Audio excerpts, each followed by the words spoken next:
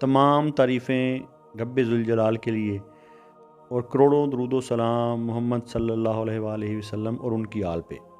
اللہم صلی علی محمد و آل محمد۔ مرشد سائیں سرکار کی طرف سے تمام سننے اور دیکھنے والوں کو السلام علیکم ورحمۃ اللہ۔ آپ سب کو مرشد سائیں سرکار کی سلسلہ سبز پوش بخاری پر خوش آمدید کہتے ہیں۔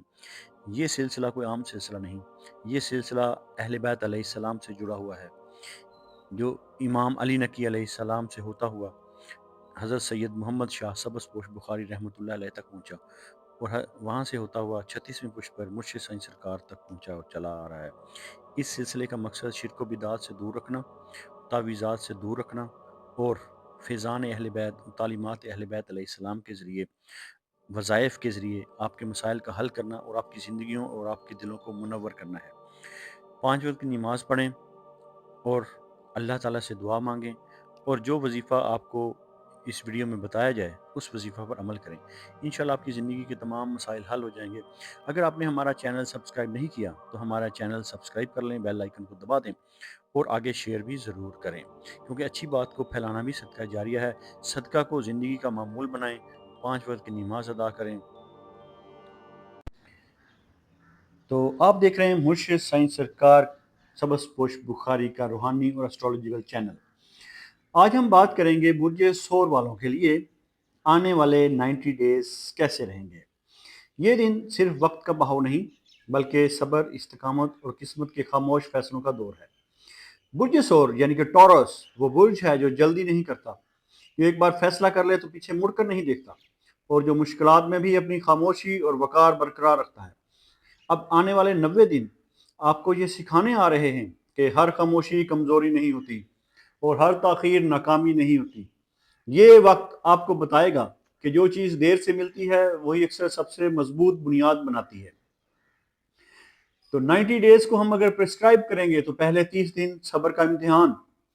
برج ثور کے لیے پہلے 30 دن کچھ سست، بھاری اور الجھے ہوئے محسوس ہو سکتے ہیں۔ کام، رزق یا رشتوں میں ایسا لگ سکتا ہے کہ جتنی محنت ہو رہی ہے اتنا نتیجہ سامنے نہیں آ رہا۔ کچھ وعدے تاخیر کا شکار ہو سکتے ہیں، کچھ لوگ جن پر آپ نے بھروسہ کیا وہ آپ کی توقع پر پورا نہ اتر سکیں۔ یہ وقت آپ کے اعصاب، برداشت اور نیت کا امتحان ہے۔ ان دنوں میں جلد بازی میں کوئی بڑا فیصلہ نہ کریں، خاص طور پر نوکری چھوڑنے، کاروبار بدلنے یا رشتہ توڑنے جیسے فیصلے بالکل نہیں کرنے، اور خاموشی سے اپنی سٹرگل جاری رکھنی ہے، کیونکہ جو بیج ان دنوں میں بویا جا رہا ہے وہ اگلے مرحلے میں پھل دے گا۔ درمیانی 30 دن یعنی کہ 31 ڈیز کے بعد قسمت کی حرکت شروع ہو جائے گی۔ درمیانی 30 دن ٹورس کے لیے بہت واضح بہتری لے کر آئیں گے۔ ایسا محسوس ہوگا کہ رکا ہوا وقت آہستہ آہستہ چلنے لگا ہے۔ رزق کے معاملے میں کوئی نیا موقع، اضافی ذریعہ یا پرانا مسئلہ حل کی طرف جا سکتا ہے۔ یہ وہ وقت ہے جب آپ کو احساس ہوگا کہ جو تاخیر ہو رہی تھی وہ دراصل آپ کے حق میں تھی۔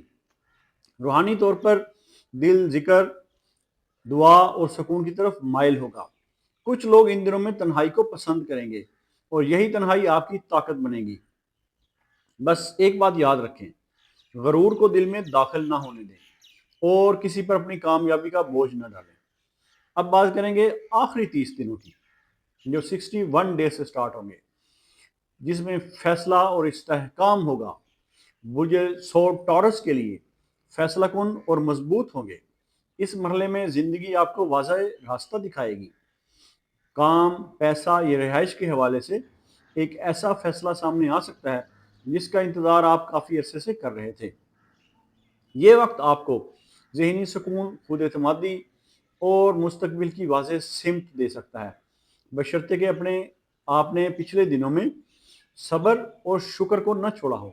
یہ وہ مرحلہ ہے جہاں برج ثور کی فطری طاقت یعنی استقامت آپ کو دوسروں سے آگے لے جائے گی۔ اب ہم بات کریں گے رزق اور کام کی۔ تو ان 90 ڈیز میں برج ثور یعنی کہ ٹورس کے لیے رزق آہستہ مگر مضبوط انداز میں بڑھے گا۔